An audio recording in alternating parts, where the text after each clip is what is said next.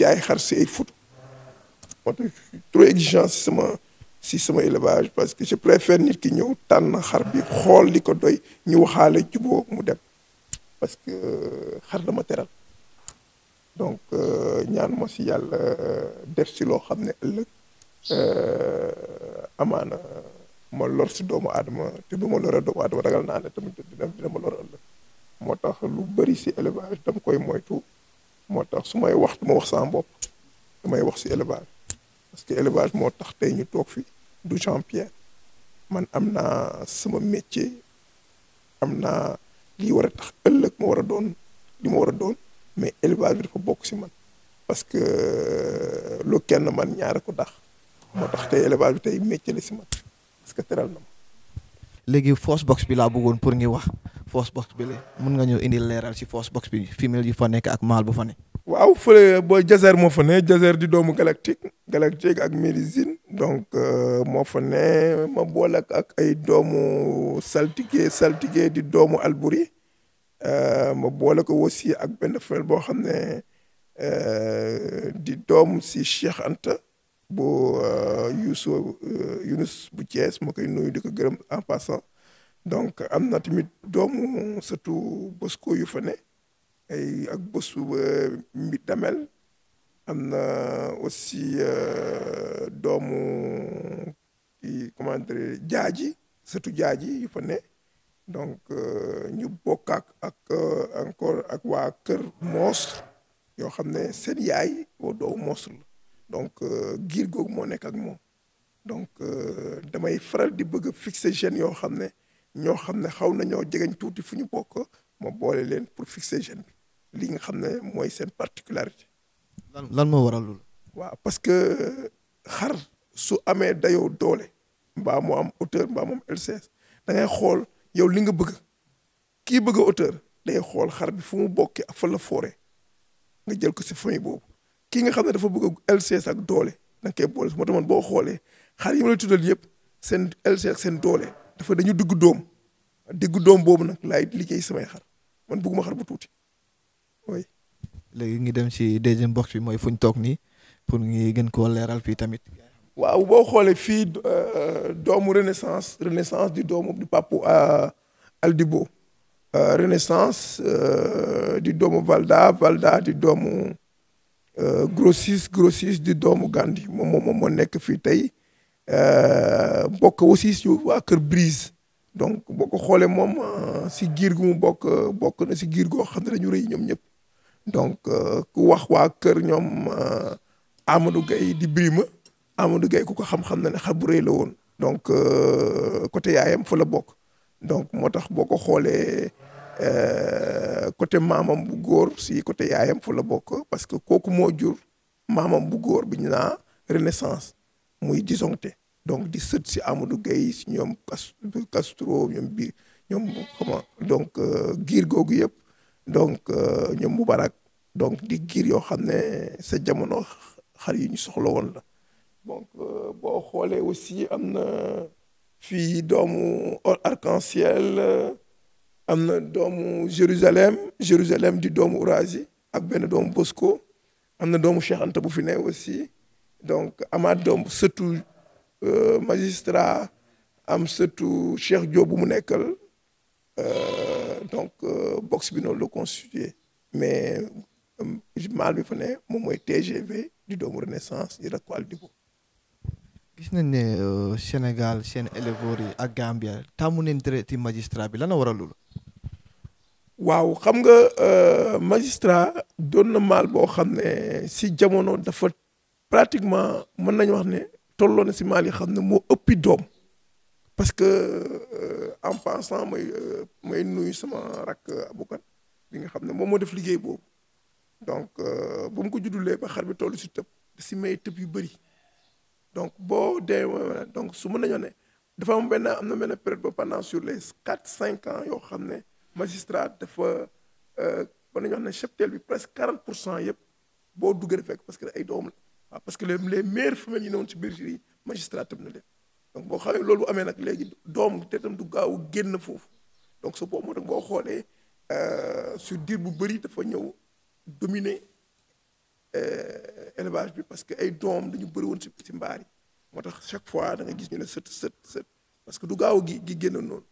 parce que dañ ko multiplier ba nga xam ne bokk na si xar yi nga xam ne lu ñu meññ si ay doom dafa bëri trop. waaw gis nañ fële beneen box bi benn maal bu black and white tamit mun nga ñëw expliquer nal mooy box bi la ak femelle yu fa nekk. waaw foofu nag waraba moo fa ne waraba di doomu di sët si Albouri papam Aïcha ko jur ak Albouri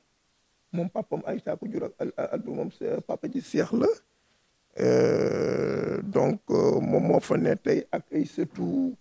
Bosco ñoom waa kër Grossis Grolo mooy papu coow li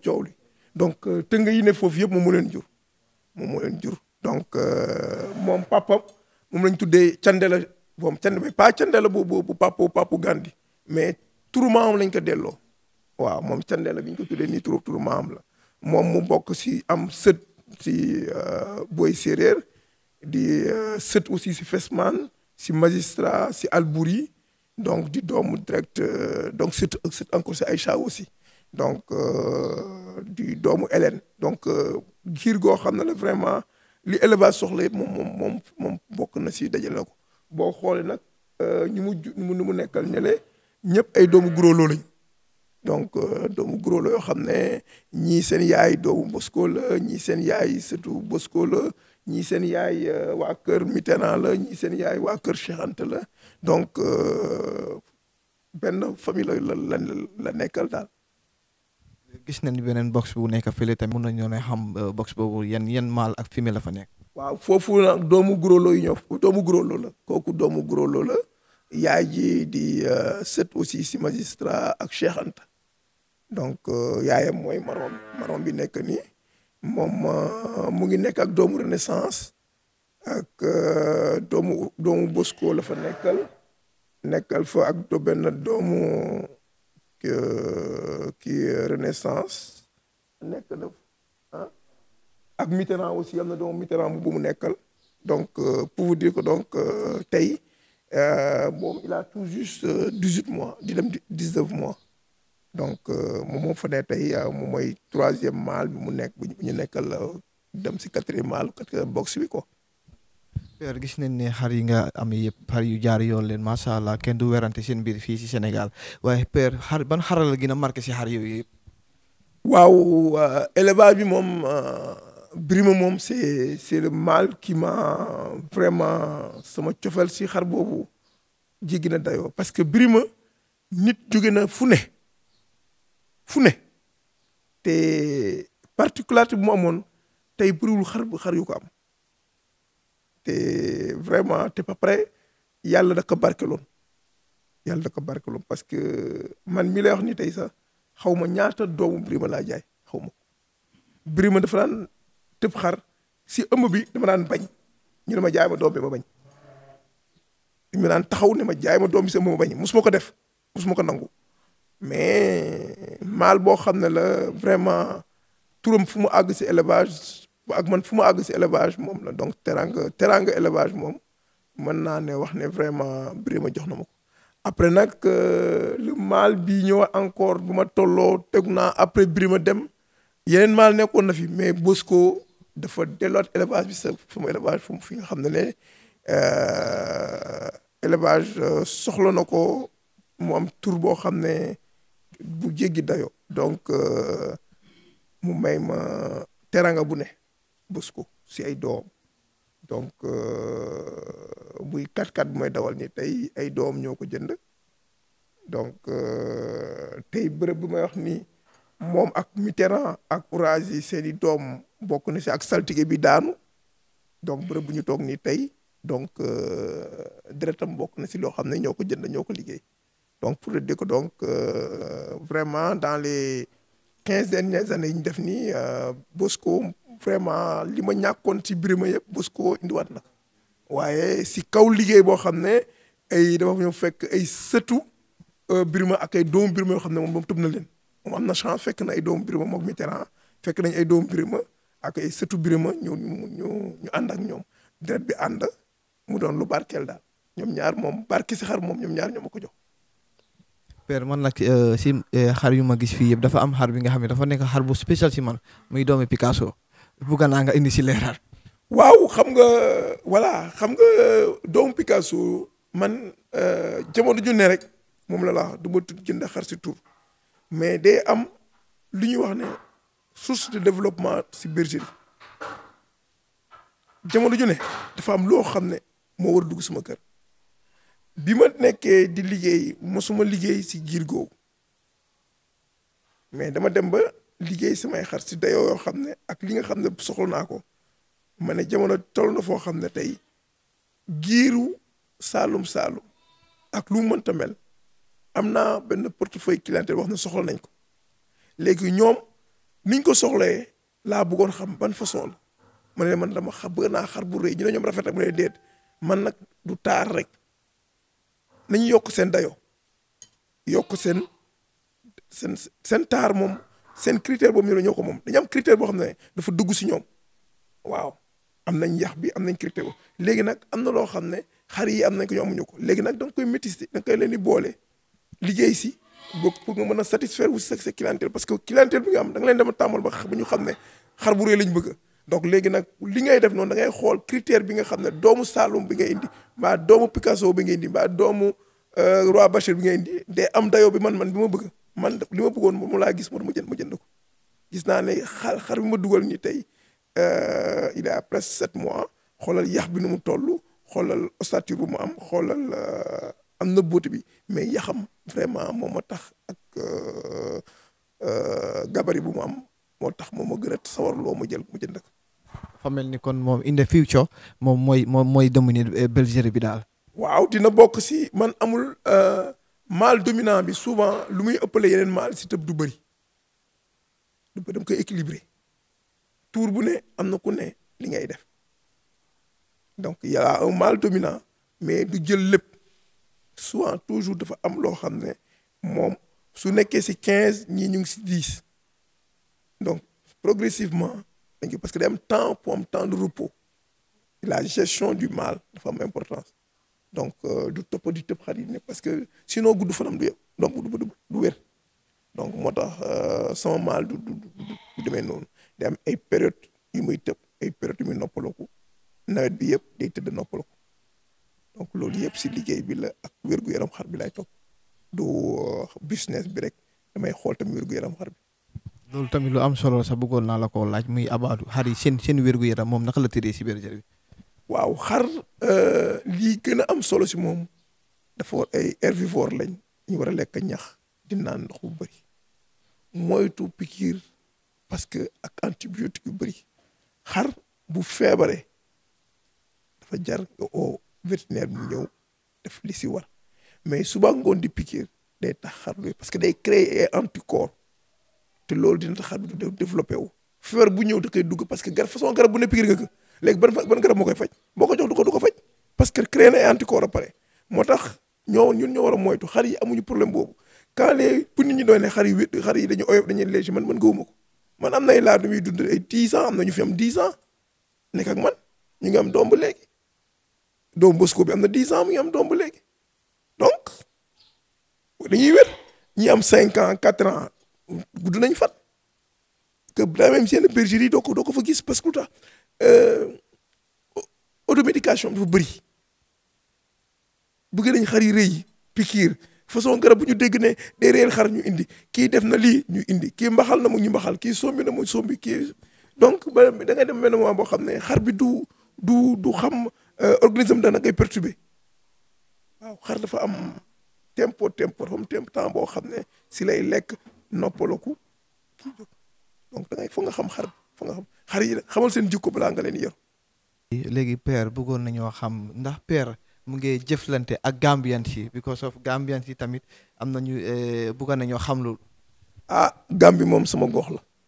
parce que Gambie mën naa si wax lu bëri parce que bokk naa si ñii jëkk a dugal laa dum Gambie et en au passage may nuyu maire Kiné kooku nekk nañ jamono joo xam ne bu ma jëkkee xamanteeg moom woon ma ay xaram ma ne ko lii du ay laadum neexu ko woon waaye bés bu mu jógee ba egsi sama kër gis samay xar si la ne maa ngi doog a xam ne aw may laadu si laa ko ñëw nekk tànnal mu tànn ay xar mu ne ma bii ak bii ak bii laa bëgg mu nekk kaam yaa mu ne mosuma gis lu mel nii nit di jaay nga ñëw dugg si baar mu ne loo tànn ma jaay la mu ne ko waaw mu tànn bii ak bii ak bii mu jël yóbbu gàmm kooku yaakaar naa ne yéen ñëpp xam ngeen ko te gis ngeen ne jamono jooju élevage am tolloon na foo xam ne si Gàmbi ku bëgg a laadum si këram ngay dem di ko fi jëli ma koy nuyu di ko gërëm di ko sant liggéeyam muy nit ku ma fonk ku ma bëgg te ma jëflante moom ma jëflante wul si ak d'autres éleveurs de Gambie tout dernièrement maa ngi jëflante ak Gabriel Jibril Soxna bi nga xam ne sama rakk la sama doom sama lépp di nit ku baax aussi donc Géleba ak Babacar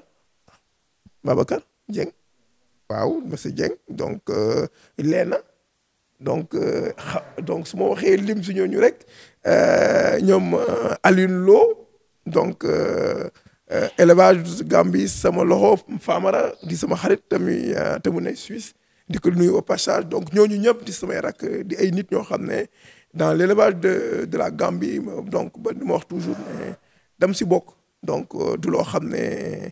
dañ ma loo bokk kenn du la tàggu man kenn du ma tàggu Gambie donc dam si bokk te incha allah ni ngeen ñëwee seet si man ñu lay delloo ñëw fekk seen Gambie pour ñu gën a mën a xamante ma gën a xoolaat liggéey bi ñu gën ko yokk te Gambie yëpp am ndam man loolu mooy sama yéene. waaw gis nañ ne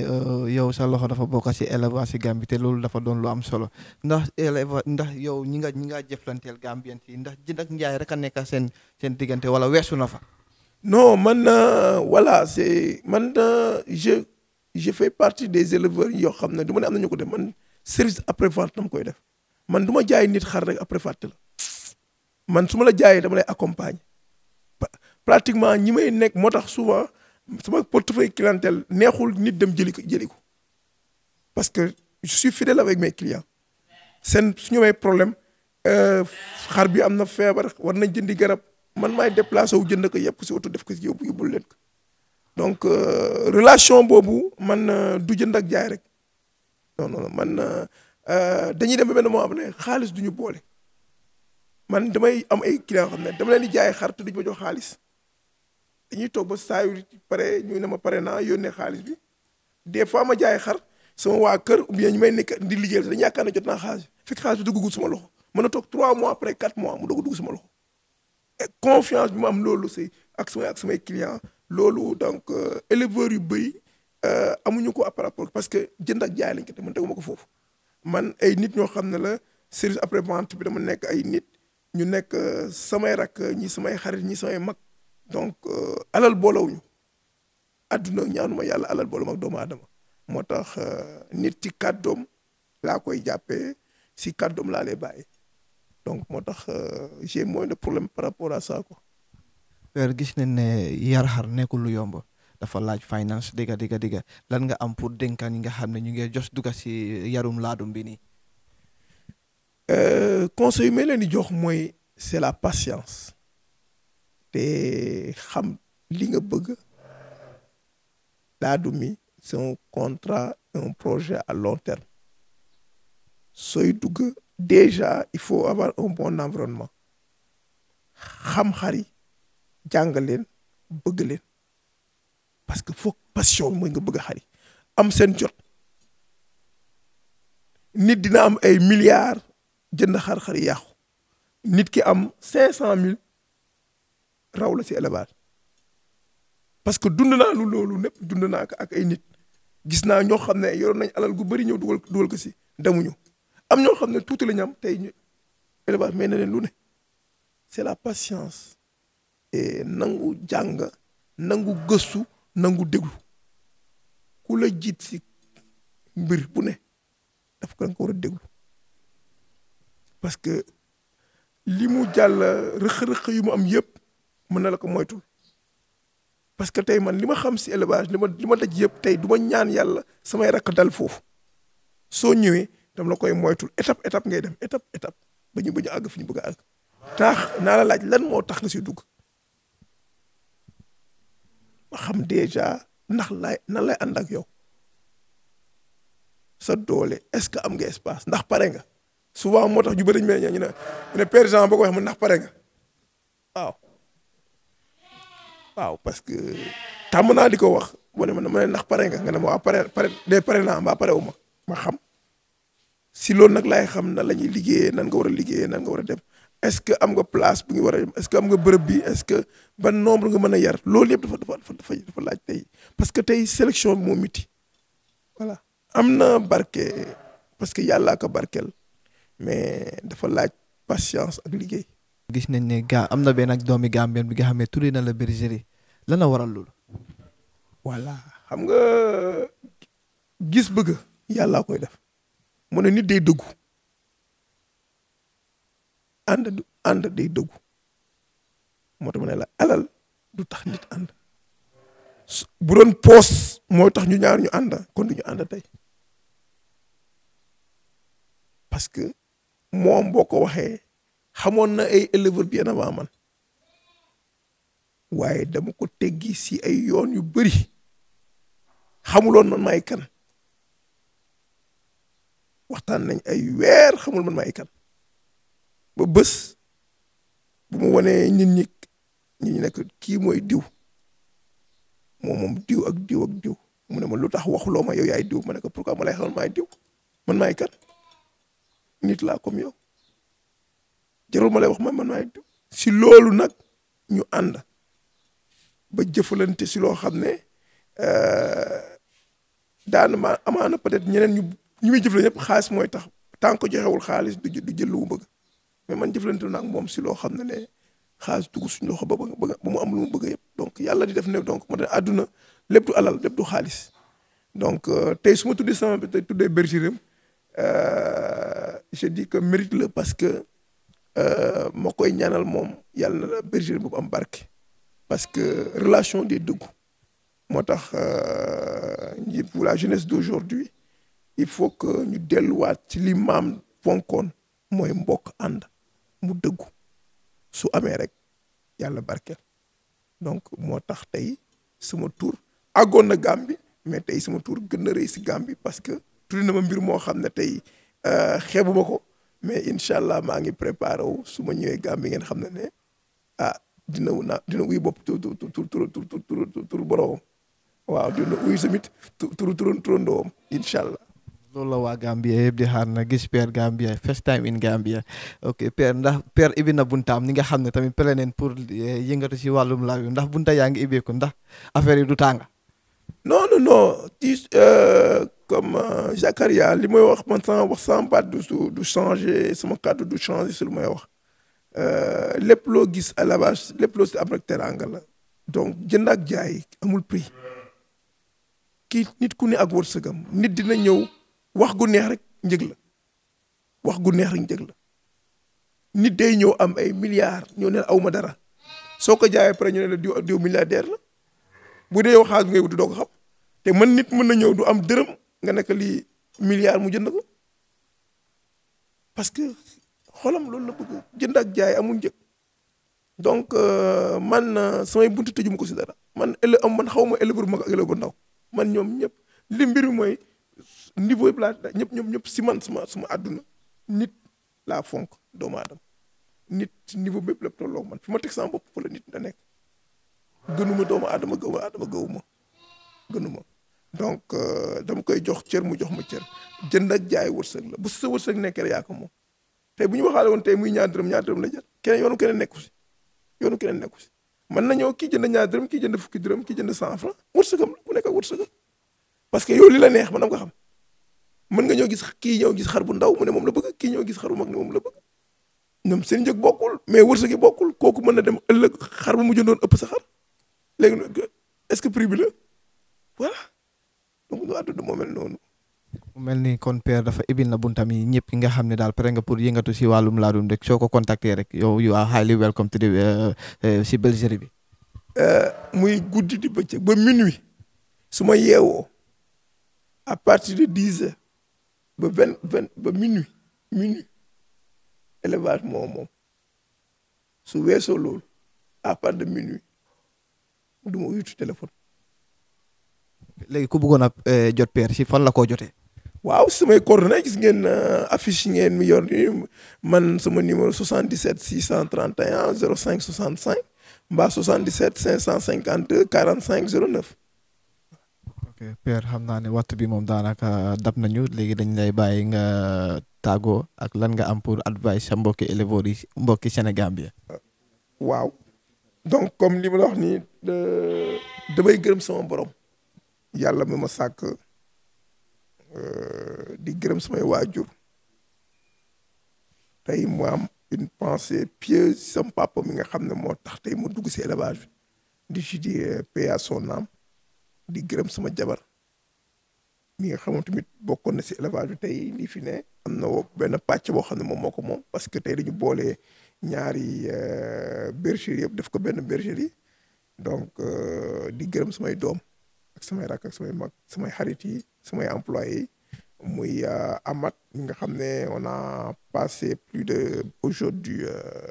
15 ans dund nañ ma ak moom si élevage bi Modou bi ma fekk si nii ti nit ku baax dem dugg si élevage bi yaa Paate si bokk sama conseil yi te nekk sama rakk moo bëgg ku baax ak Fodé lii ñoo xam ne bu ma dalee dugg Rufisque ba tey ñoom ñoo ma gunge ñoo ma dalal donc du nit yu baax yoo xam ne gis nga leen tous les dimanches presque on est ensemble donc lépp lu ñuy def si bergerie bi muy bu ñuy jënd maal bu ñu war a def yenn liggéey tout ça waxtaan bu métti lay doon sax boo xam ne souvent xeer ya ma tey day dal ba nga xam ne duñ ma may dara parce que ñoom ñëpp parce que man sama bergerie noonu la man du man maa moom rek lu ma neex laay def mbaa lu man maay décider kii donc dinaa waxtaan si lu bëri mais aussi am tàmmal leen ay exigences yoo xam ne sur les sélections li ma bëgg ak xar nuñ koy tànnee ak na la war a mel tout ça parce que loolu yëpp ñoom ñaan naa yàlla ëllëg ñoom tamit comme niñ mañ seen papa yi ñaanaloon ñoom tam ñu dem ba sut ma ba am loo xam ne teraanga élevage may leen ko loolu laay ñaan yàlla merci. ok lii lañ leen amaloon tey fii nii si Tëngéej seeti woon suñu papa suñu xarit muy Père Mendy borom suñu makkaan tey moom lañ seeti woon fii ñu ngi leen di dig daje ak beneen éleveur ba beneen yoon Gambia Animal Lovers la woon fii si Sénégal jërë ngeen jëf.